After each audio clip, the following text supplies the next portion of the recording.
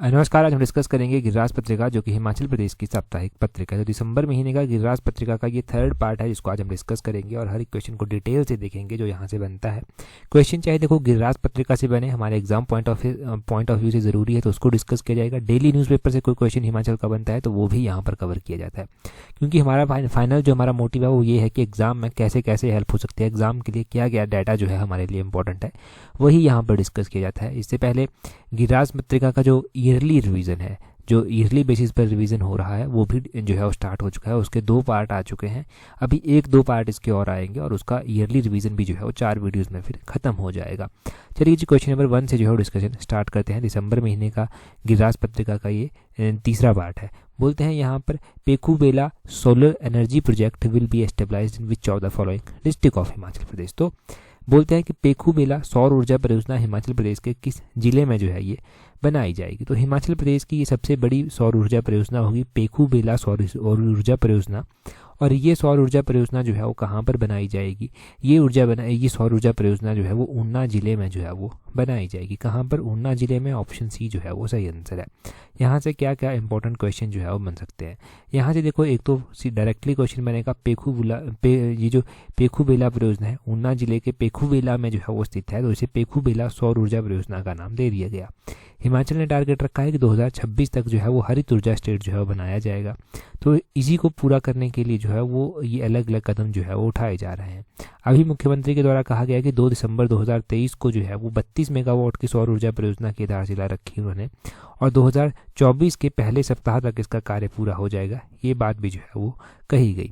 और ये भी कहा गया मुख्यमंत्री के द्वारा कि Himachal Pradesh power corporation limited जो है वो आने वाले 2 वर्षों में 500 मेगावाट सौर ऊर्जा उत्पादन का लक्ष्य जो है वो रखा है। तो इसके साथ जो है वो कार्य करेगा कि 500 मेगावाट का ये लक्ष्य जो है वो पूरा किया जा सके।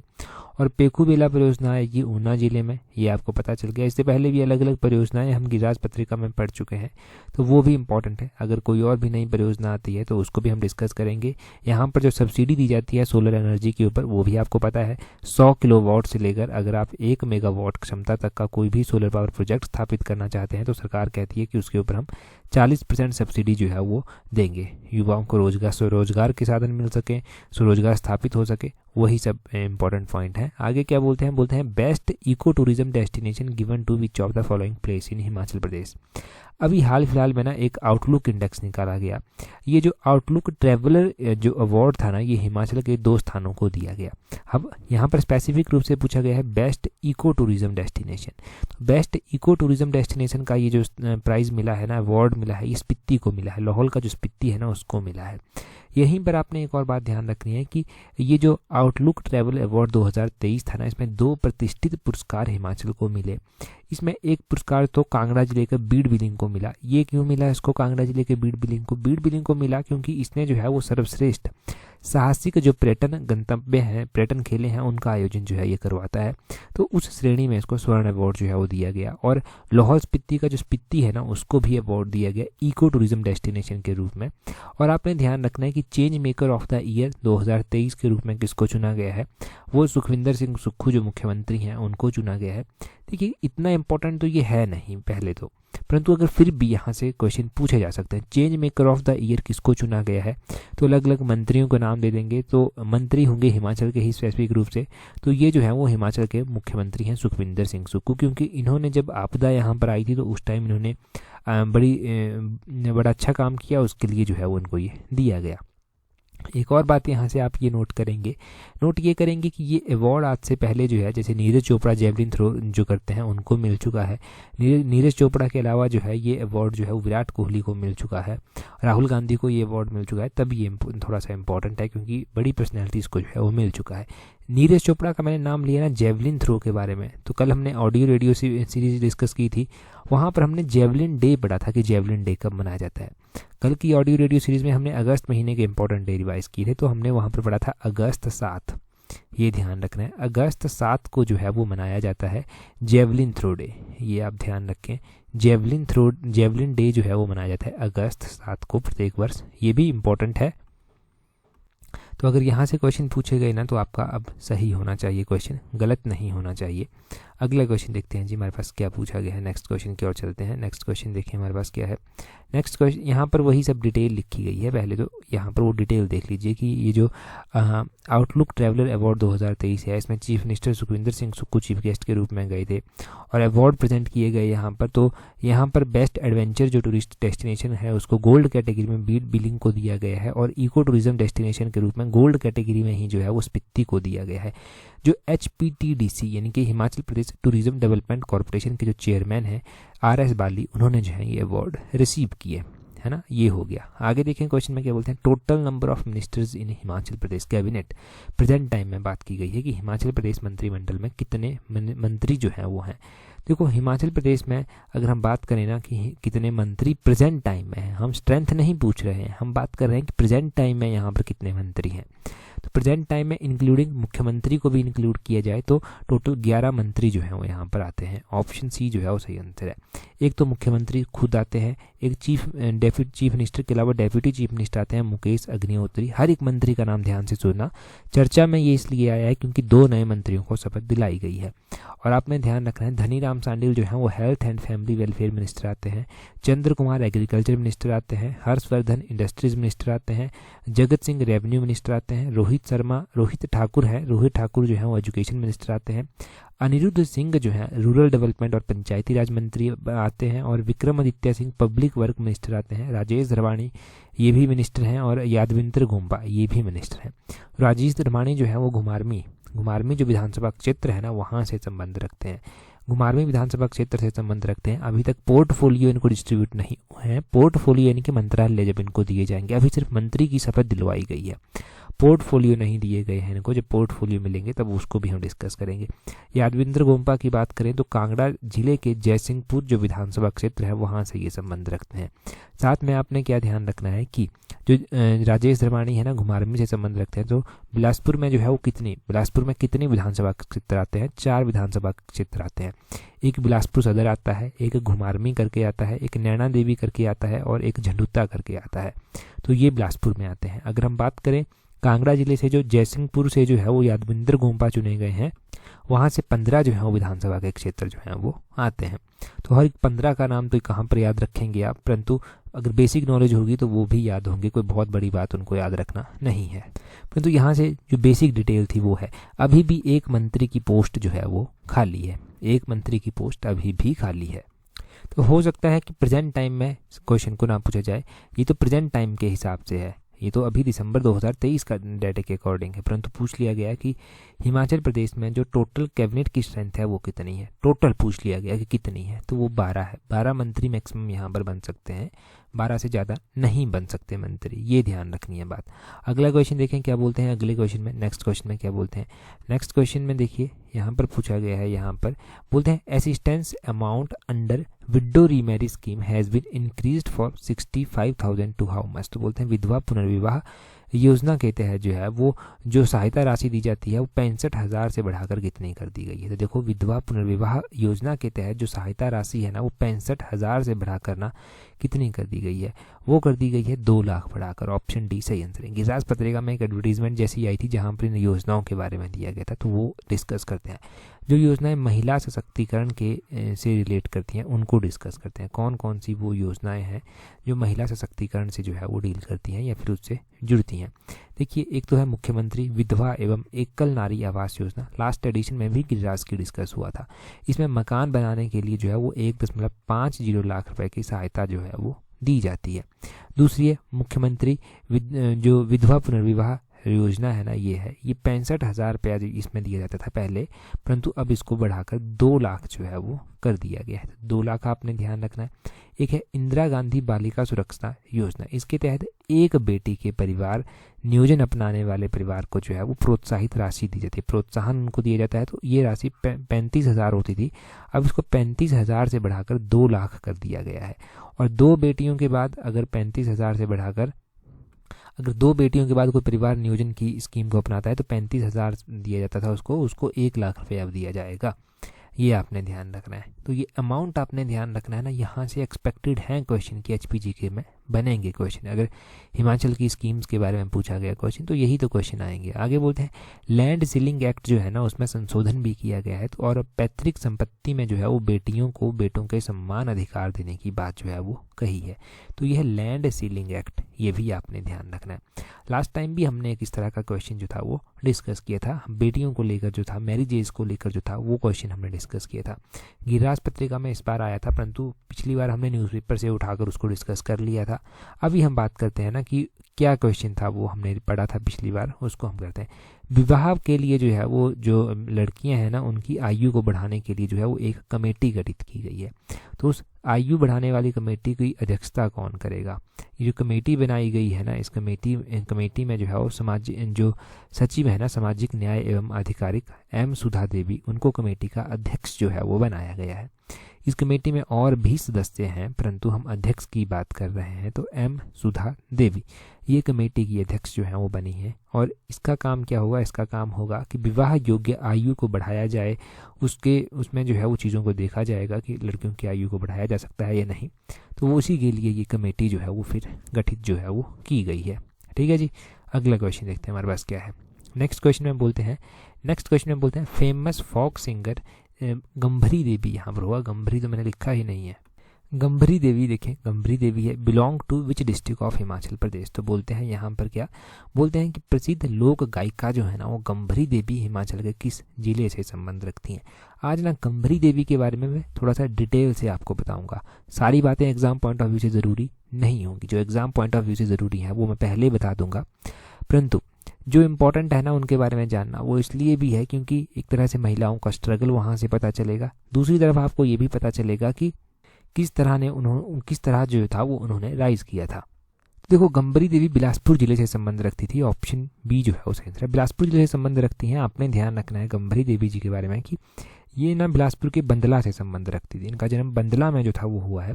और बंदला, ये जो बंदला है ना, आपको पता है ना कि बंदला में हाइड्रो इंजीनियरिंग कॉलेज भी स्थित है। बंदला में हाइड्रो इंजीनियरिंग कॉलेज भी स्थित है। अगर पूछा जाए कि हाइड्रो इंजीनियरिंग कॉलेज कहाँ पर स्थित है तो आपने ध्यान रखना है कि ये हाइड्रो इंजीनियरिंग कॉलेज जो है वो बंदला में जो है वो स्थित है। अब बात करते हैं गंभरी देवी जी के बारे में। इनको जो है वो गंभरी जी को जो है वो टैगोर अकादमी अवार्ड भी जो है वो मिल चुका है। इनको हिमाचल अकादमी अवार्ड भी जो है वो मिल चुका है। और अब बात करते हैं इनके जीवन के बारे में। तो ये गायिका थी एक, ये भी आपने ध्यान रखना है कि ये फोक सिंगर थी एक हिमाचल की। क्वेश्चन ये भी पूछ सकते हैं। अब कहा जाता है कि जब ये गाती थी ना तो इन्होंने गांधी जी के ऊपर भी जो था वो गीत लिखे थे। आज़ादी की लड़ाई में गांधी जी ने जो था वो जो नेतृत्व किया था उसको लेकर भी इन्होंने गीत जो था वो रचे थे। इन्होंने हिमाचल के साथ साथ जो पड़ोसी राज्य है ना वहाँ पर जाकर भी जो था वो इन्होंने गीत जो था वो गाए थे। अब ये ना बहुत ही सुंदर थी ये कहा जाता है। और इनके बारे में एक बात और कही गई कि इनका ना शो चला हुआ था। तो एक डुमहर गांव के पहलवान जो थे ना वहाँ के, एक उनका नाम था बसंता, उनको पिस्तू कहा जाता था। तो ये काफ़ी सुंदर थी। तो पिस्तू जो था वो इनकी खूबसूरती से जो था वो अट्रैक्ट हुए। और वो तो जहाँ पर भी मेले होते थे वहाँ पर कुश्ती लड़ने जाते थे, परंतु शाम को जब प्रोग्राम होता है तो गंभरी वहाँ पर गाने के लिए आती थी। तो गंभरी देवी वहाँ पर गाने के लिए आती थी तो वो उनके गीत जो था वो सुना करते थे। अब उन्होंने ना क्या किया, उन्होंने ना गंभरी को भगा कर ले जाने की धमकी दे दी और उनको उनके घर में विवाह का प्रस्ताव भी भेजा। गंभरी ने जो था वो अनेक गीत जो था वो रचे और उनके गीतों में मुख्य रूप से एक गीत आता है खाना पीना नंद लेनी गंभरी, इस तरह से गीत आता है। तो ये सारे गीत इनके आते हैं और भी बहुत सारे गीत मेंशन हैं। और गंभरी इनके बारे में ये भी लिखा गया है कि जब काफ़ी टाइम इनकी शादी को हो गया था तो इनके बच्चे नहीं थे, तो इन्होंने जो था वो अपने पति जिनका नाम पिस्तू था उनको दूसरा विवाह करने के लिए दबाव बनाया। तो पिस्तू ने जो था वो दूसरा विवाह जो था वो कर लिया और वहाँ से जो संतान पैदा हुई तो उन्होंने जो उनकी दूसरी घरवाली थी और संतान थी उन्होंने ना उनको पूरा सम्मान जो था वो दिया था, उसमें कोई दिक्कत नहीं थी इनको। और बुढ़ापे में तो कहते हैं कि जो उनके पति थे उनकी तो कुश्ती छूट गई थी, परंतु ये ना गाती रहती थी। और इनके गीतों से प्रभावित होकर ना उस टाइम मुख्यमंत्री राजा वीरभद्र सिंह थे, उन्होंने ना इनको पेंशन जो था वो लगवा दी थी। तो इनको पेंशन लगवा दी गई थी और बाद में चलकर इनकी मृत्यु भी हो गई उनके पति के देहांत के बाद। और गंभरी को जो था वो अवार्ड दिए गए, जो टैगोर अकादमी अवार्ड हो गया, हिमाचल अकादमी अवार्ड हो गया। तो ये सारे अवार्ड इनको दिए गए। अब इनके बारे में कुछ भी क्वेश्चन पूछा जाता है तो डेफिनेटली आप एग्जाम में कभी गलत नहीं करेंगे, आपको इनके बारे में इतनी चीज़ें पता चल गई। बेसिक का एक आर्टिकल आया था, वहाँ से हमने इनके बारे में डिस्कस किया। अगला क्वेश्चन देखें क्या बोलते हैं यहाँ पर क्या बोला गया है अगले क्वेश्चन में, बोलते हैं सिठनिया बोलते हैं is a popular wedding song on which region. तो बोलते हैं कि सिठनिया जो है हिमाचल प्रदेश में एक प्रचलित विवाह का एक गीत है, परंतु ये किस क्षेत्र में जो है वो प्रचलित है, ये आपको बताना है। तो ये कांगड़ा क्षेत्र में जो है वो प्रचलित है, ऑप्शन ए जो है वो सही आंसर है। एक तरह से ये भी पूछा जा सकता है कि सिठनिया कांगड़ा जिले में प्रचलित एक सॉन्ग है, ये किस कैटेगरी में है, कि रिलीजियस है, क्या बच्चे के जन्म होने पर गाया जाता है, परंतु आपने ध्यान रखना है कि ये प्रचलित विवाह का गीत है, विवाह के टाइम में जो है ये गीत गाया जाता है। तो ये मैरिज सॉन्ग है, वेडिंग सॉन्ग है, ये आपने ध्यान रखना है।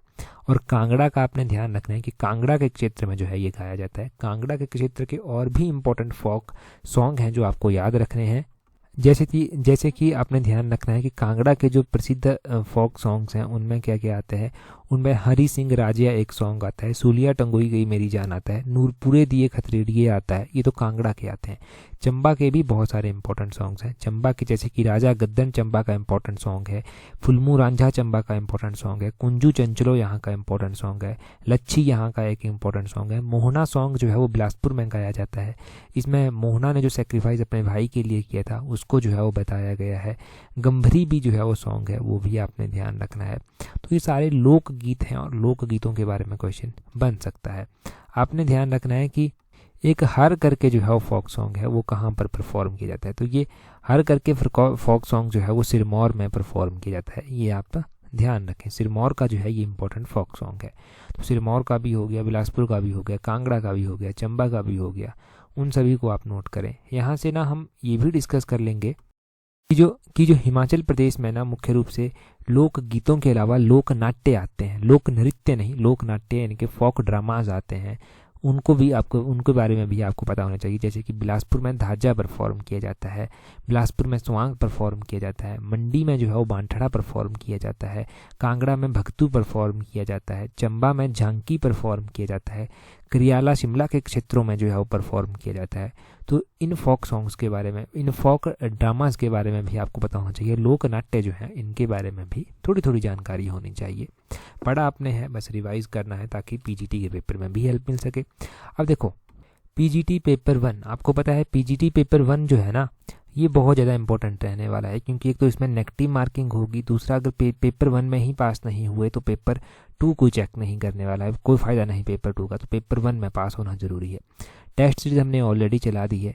टेस्ट सीरीज़ ना हमने एक पार्ट तो उसका कल पब्लिश किया था अभी, तो बाकी पार्ट भी पहले पब्लिश हो चुके हैं। अगर आप अभी ज्वाइन करते हैं ना तो आपको सारे पार्ट मिल जाएंगे जो अभी तक पब्लिश हो चुके हैं। आने वाला जो पार्ट बचा है वो भी आपको मिल जाएगा। बाकी जो हम वहाँ पर और भी इम्पोर्टेंट डाटा अपडेट करेंगे जो कि पीजीटी पेपर 1 में हेल्प करेगा, बाकी एग्जाम्स में हेल्प करेगा, वो भी आपको टाइम टू टाइम मिलता रहेगा। तो टेस्ट सीरीज में प्रैक्टिस यही एकमात्र सॉल्यूशन है, और उसके लिए लिंक नीचे डिस्क्रिप्शन बॉक्स में दिए गए हैं, कमेंट बॉक्स में दिए गए हैं, वहाँ से आप अवेल कर सकते हैं। ठीक है जी, डायरेक्टली आप हमें भी ईमेल कर सकते हैं टेस्ट सीरीज के लिए, वहाँ तब भी आपको ये मिल जाएगी। अगला क्वेश्चन देखते हैं। टेस्ट सीरीज के लिंक तो नीचे डिस्क्रिप्शन बॉक्स और कमेंट बॉक्स में दिए गए हैं, वहाँ से आप टेस्ट सीरीज जो है वो अवेल कर पाएंगे। अगले क्वेश्चन में बोलते हैं what are the varieties of Bhabar, Malhar और बागेश्वरी। तो बहार बोलते हैं, ये बहार है, भाबर नहीं बहार है, ये मल्हार है, बागेश्वरी है, ये किसकी जो है वो प्रसिद्ध किस्में हैं। देखो हिमाचल प्रदेश में ना यहाँ से भी क्वेश्चन बने हैं कि कौन सी चीज़ किसकी वैरायटी में आती है। बहार हो गया, मल्हार हो गया, बागेश्वरी हो गया, ये चाय की किस्में हैं। ऑप्शन सी टी जो है वो सही आंसर है। अब ये चाय की किस्मों में आता है, चलो सही बात है। हिमाचल प्रदेश में टी कल्टीवेशन किस तरह से है, तो हिमाचल प्रदेश में चाय की खेती को लेकर भी क्वेश्चन बने हैं। एक तो क्वेश्चन पूछ लिया गया था कुछ साल पहले कि कितनी टी कल्टीवेट यहाँ पर हुई, या फिर कितने हेक्टेयर क्षेत्र में जो है वो यहाँ पर टी कल्टीवेट की जाती है। तो 2311 वो डाटा था, 2311 हेक्टेयर ज़मीन पर जो था वो टी कल्टीवेट की जाती है, ये उस टाइम का डाटा था। अब आपने दूसरा ध्यान रखना है कि कांगड़ा घाटी में जो है वो चाय उगाई जाती है, और कांगड़ा में जो चाय का पौधा रोपा गया था ना वो 1845 में जो था वो रोपा गया था, और डॉक्टर जैक्सन थे जिनको ये श्रेय जाता है। यहाँ पर बागेश्वरी हो गया, बहार हो गया, दरबारी हो गया, मल्हार हो गया, ये सारी जो है ना उसकी किस्में आती हैं। 1992 में जो है वो कांगड़ा की जो विश्वविख्यात चित्रशैली है ना उसके नाम पर जो है वो ये बागेश्वरी, बहार, इन किस्मों का जो था वो नाम रखा गया था। तो ये कांगड़ा की विश्वविख्यात चित्रशैलियाँ हैं। ये जो नाम आप यहाँ पर पढ़ रहे हैं, जैसे बागेश्वरी है, दरबारी है, यहाँ पर मल्हार भी दिया गया है, बहार भी दिया गया है, तो ये उस चित्रशैली से नाम लिए गए हैं और कांगड़ा चाय को दे दिए गए हैं। वर्ल्ड में फेमस है कांगड़ा की चाय और इसको GI टैग जो है वो मिल चुका है। जियोग्राफिकल इंडिकेशन टैग जो है वो इसको मिल चुका है। ये आपने ध्यान रखना है कि कांगड़ा चाय को मिल चुका है GI टैग।